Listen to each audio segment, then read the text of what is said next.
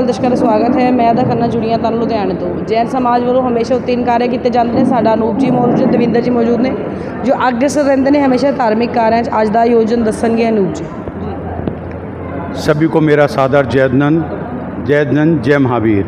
आज बहुत ही हर्ष का दिन है कि हमारे बीच महासाध्वी तपाचार्य तप चक्रेश्वरी महासाध्वी श्री मोहन माला जी महाराज की शिष्या, महासाध्वी शासन प्रभावक महासाध्वी डॉक्टर पुनीत ज्योति जी महाराज की शिष्या, जो प्रवचन भास्कर हैं डॉक्टर महासाध्वी श्री मुक्ता जी महाराज, जिनके संयम नियम के 40 वर्ष में हम उनको वर्षगांठ के रूप में मना रहे हैं।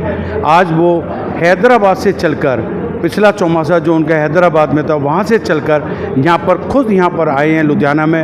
मैं अपनी श्री ऐसे जैन बिरादरी और श्री श्याम विहार जैन चैरिटेबल ट्रस्ट और श्री चंदना युक्ति संघ चंडीगढ़ रोड 39 सेक्टर की तरफ से आप सभी का हार्दिक स्वागत अभिनंदन करता हूं। और इसी के साथ आज महाराज श्री जी ने अपने इस कार्यक्रम के पश्चात सभी को एक बहुत बड़ा संयम नियम भी दिलाया। जैसे कि हमारे जैन धर्म में माना जाता है कि समायिक का सूत्र लेना या रात्रि भोजन का त्याग या एकाशने का त्याग, इस तरह से उन्होंने काफ़ी तपस्याओं का भी त्याग कराया है। मैं आप सभी का हार्दिक स्वागत करता हूं। जो भी यहाँ पधारे हैं उनका हार्दिक स्वागत अभिनंदन है। जय नंद जय महावीर। तो बात करेंगे दीपक जैन जी से। दीपक जी क्या कहना चाहेंगे? जी, आज महासाध्वी मुक्ता जी महाराज का 40वां दीक्षा जयंती उत्सव मनाया गया वर्धमान भवन में बहुत ही धूमधाम से। मैं आने वाले सभी भाई बहनों का शुक्रिया अदा करता हूं कि वो इस धर्म सभा में पधारे और धर्म लाभ लिया, और महाराज को भी उनके 40वें दीक्षा दिवस की बहुत बहुत बधाई देता हूं। धन्यवाद। जय जिनेंद्र। जैन बिरादरी की तरफ से आप धन्यवाद करना चाहेंगे सबका?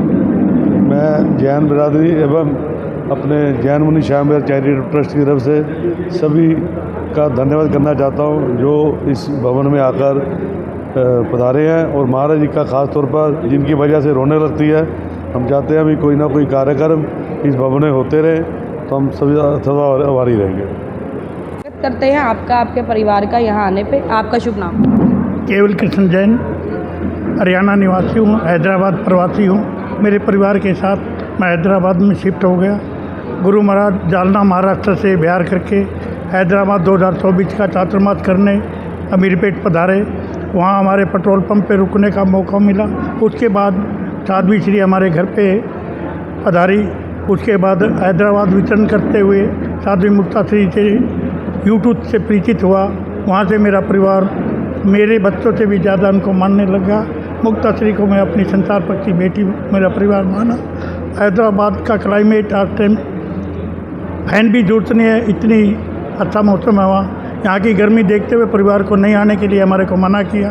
फिर भी उनकी माँ की भावना होने के कारण यहाँ हमारा इस मौके पे हम पहुँच सके। तहे दिल से हम यहाँ के समाज का, पंजाब के जैन ऐसे समाज का और मोती नगर का हम हार्दिक स्वागत करते हैं।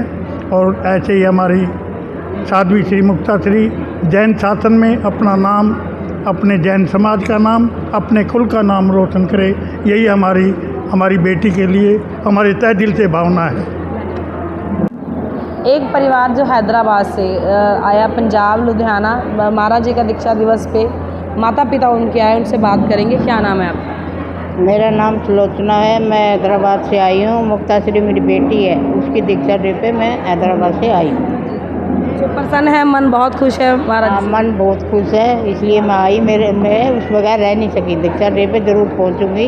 ऐसे गर्मी बहुत ज़्यादा थी, फिर भी मैंने पहुँचने की कोशिश करी, पहुँच गई। शर्मा जी मौजूद है हमारे साथ, बात करेंगे।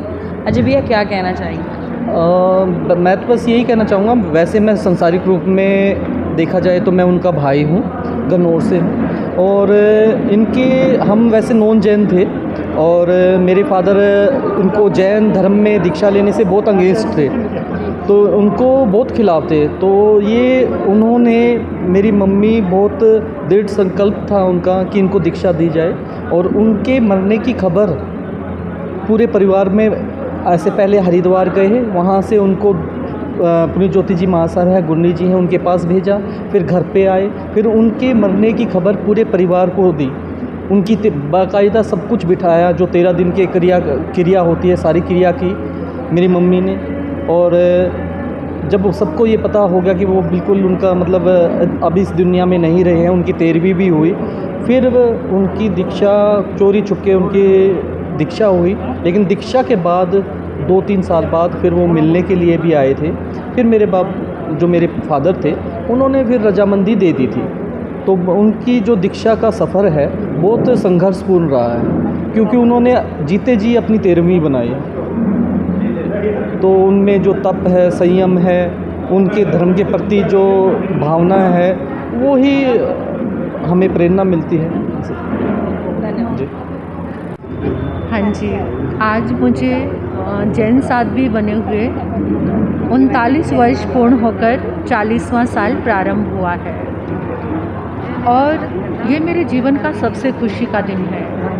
आज के दिन ही दीक्षा जो आत्मा ग्रहण करती है उसी दिन से समझो उसका जन्म होता है। मुझे ये 40 वर्षों की संयम यात्रा में बहुत आनंद है, बहुत आनंद है। इस आनंद को मैं शब्दों में व्यक्त नहीं कर सकती। वो कहते हैं ना, जैसे गूंगा व्यक्ति अगर गुड़ खाए तो उसका स्वाद और उसकी मिठास वही अनुभव करता है। ये संयमी जीवन की यानी एक मर्यादापूर्ण जीवन, साधु जीवन क्या है कि एक मर्यादा की यात्रा है और इस मर्यादा की यात्रा में बहुत आनंद है, बहुत आनंद है। इसमें महावीर भगवान के संदेश हैं, ये भगवान महावीर का मार्ग है और मैं सबको मतलब एक यही बात कहना चाहती हूँ कि इस जीवन को ग्रहण करने के बाद जो मुझे अनुभव हुआ है उसमें भगवान महावीर ने 5 महाव्रत दिए हैं। जो 5वां महाव्रत है उसका नाम है अपरिग्रह, यानी संग्रह को कम करते जाना। संग्रह नाम मात्र का, जितनी आवश्यकता है उतनी ही चीज़ को उसी टाइम में यूज़ करना, आगे के लिए कोई प्लानिंग ना होना। अगर संपूर्ण विश्व इस एक सूत्र से बंध जाए तो सारी लड़ाई, सारे झगड़े, सारी नाराज़गी सब कुछ समाप्त हो सकता है। आज हमारे पास सबसे बड़ा जो संग्रह है ना, वो हमारी ईगो है, वो हमारा अहंकार है, जो हमें परिवार में भी चैन से नहीं रहने देता, समाज में भी चैन से नहीं रहने देता। मतलब हम किसी को एक्सेप्ट ही नहीं कर पाते हैं जब हमारे अंदर ईगो और अहंकार का ये सबसे बड़ा परिग्रह है। आज जो इंसान ने संग्रह करके रखा है ना, वो सबसे बड़ा दुश्मन है। कहते हैं कि एक बार ना, मैं ये छोटा सा संदेश देना चाहती हूँ। एक बार एक टापू था, उस टापू में बहुत सारी भावनाएं रहती थी। कैसी कैसी? जैसे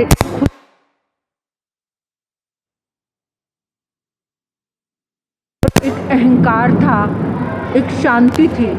तो एक दिन क्या होता है कि अचानक उनको सूचना मिलती है कि सुनामी लहरें आ गई। तो खुशी एकदम भागी गई और सबको खुशी खुशी बताया कि अरे सुनामी लहरें आ रही हैं, जल्दी से हमें यहाँ से निकलना है।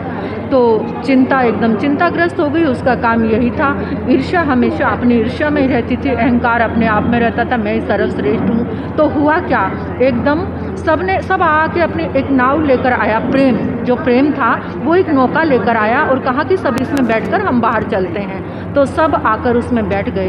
प्रेम ने ध्यान से देखा कि कोई एक तो मिसिंग है। फिर उसने देखा कि वो अहंकार नहीं आया, वो एक कोने में अपने आप को सर्वश्रेष्ठ समझकर बैठा था। तो उसी समय प्रेम अंदर गया और उसको कहा कि चलो।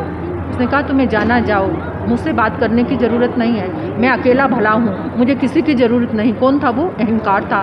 प्रेम उसकी अनुनय विनय कर रहा था। इतने में क्या हुआ, उसकी बात करते करते सुनामी इतनी तेज आई और अहंकार के साथ साथ प्रेम भी खत्म हो गया।